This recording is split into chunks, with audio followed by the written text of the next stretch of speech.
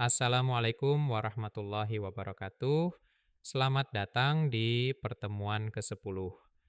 Pada sesi ini kita akan membahas materi yang sangat penting dalam penelitian, yaitu penyusunan kerangka kerja, populasi, dan sampling. Materi ini sangat fundamental dalam setiap penelitian. Langkah pertama dalam penelitian adalah kerangka kerja. Kerangka kerja ini akan menjadi panduan utama dalam menjalankan seluruh penelitian, mulai dari penentuan populasi, sampling, hingga pengumpulan data. Ya, mari kita lihat lebih dalam tentang populasi dan sampling.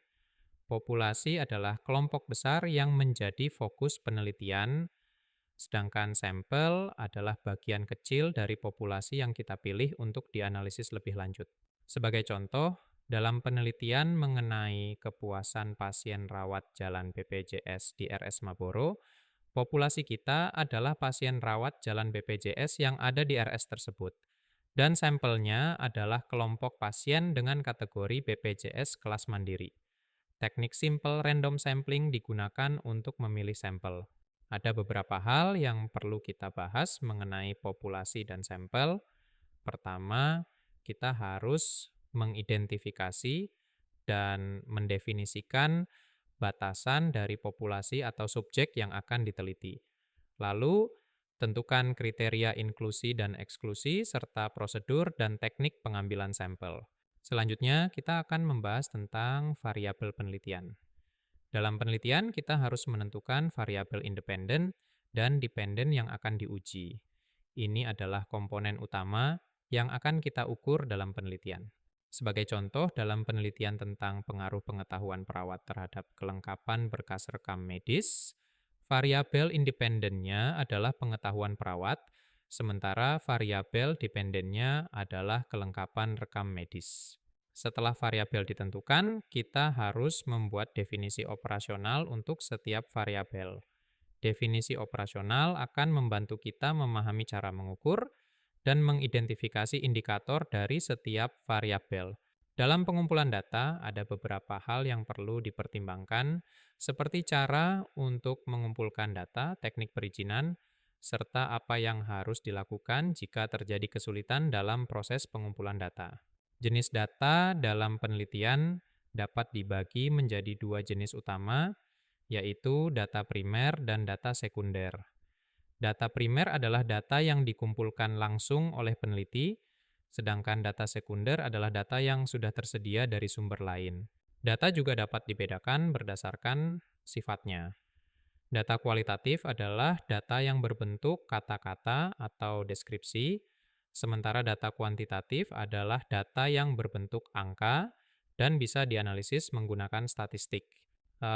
Selain itu, data juga dapat dibedakan berdasarkan skala pengukurannya, seperti skala nominal, jenis kelamin agama, skala ordinal, tingkat kepuasan IPK, skala interval, suhu, dan skala rasio, usia pasien, nilai mahasiswa.